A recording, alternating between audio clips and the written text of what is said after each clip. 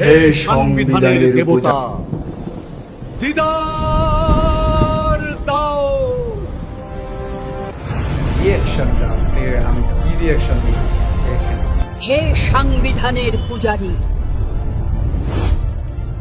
কি চাও বলো। হে সংবিধানের দেবী, আমি কি বাংলাদেশের ছাত্র জনতা আর রাজাকারেরা মিলে দেশে ইনসাফ প্রতিষ্ঠা করতে চায়। তারা সংবিধান পরিবর্তন করতে চায়।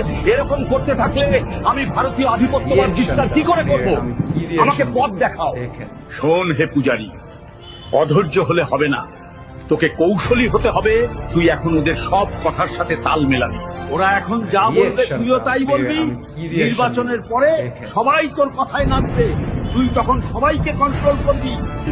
কিন্তু এটা কিভাবে সম্ভব? আমাদের দলের সবাই তো আর আপনার পূজারী নয়। অনেকের মধ্যেই দেশপ্রেম আছে, তারা কেন আমার কথাই চলবে? শুনবে শুনবে রে সাল্লু, শুনবে। তোর মধ্যে আমি এমন জ্ঞান আর পাওয়ার দিয়ে দিচ্ছি যাতে সবাই তোর কথা শুনতে বাধ্য হবে। রিঅ্যাকশনটা কি রিঅ্যাকশন ও মাগরে, আমার পাছা জ্বলে যাচ্ছে রে। আমি কি রিঅ্যাকশন দিব দেখেন।